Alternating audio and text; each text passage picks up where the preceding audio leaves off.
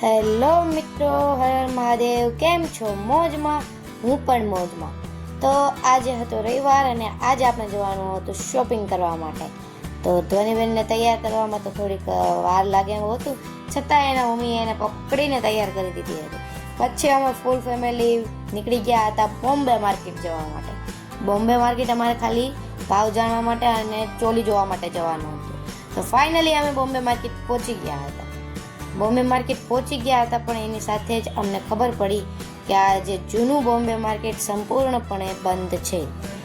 પછી તો ધ્વનિબેને પણ કહી દીધું કે લાઈક કરજો, અને પછી અમે નીકળી ગયા ન્યૂ બોમ્બે માર્કેટમાં. ન્યૂ બોમ્બે માર્કેટમાં પહોંચી ગયા અને અહીંયા તો સાડીઓ એકથી એક જોરદાર હતી, ચોલી પણ બહુ જોરદાર હતી, પરંતુ ડાયમંડવાળી સાડીઓ હતી અને ભાવ પૂછો તો 10,000 15,000 સાડીઓના એક સાડીના ભાવ હતા. પણ અમારે તો લૂઝ શોપિંગ કરવાની હતી કે લૂઝમાં સાડીઓ લેવાની હતી.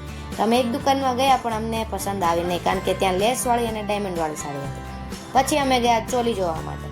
ચોલી જોવા માટે ગયા તો ચોલીના પણ હાઈ રેન્જ હતા કે 20,000ની હતી, 22,000ની હતી, 25,000ની હતી.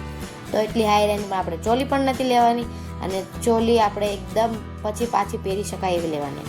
નીકળી ગયા હતા આપણે ભરતનગરની માર્કેટમાં જવા. મમ્મીને બધાને ડ્રોપ કરીને હું ને પપ્પા આવી ગયા હતા લાલભાઈના વડાપાઉં ખાવા માટે. લાલભાઈના વડાપાઉં થોડા પ્રખ્યાત હતા, તો હું પપ્પા આવી આવ્યા હતા વડાપાઉં ખાવા માટે. વડાપાઉં ખાઈને પછી અમે પાછું ગોતવા લાગ્યા કે મમ્મીને કઈ દુકાનમાં હશે.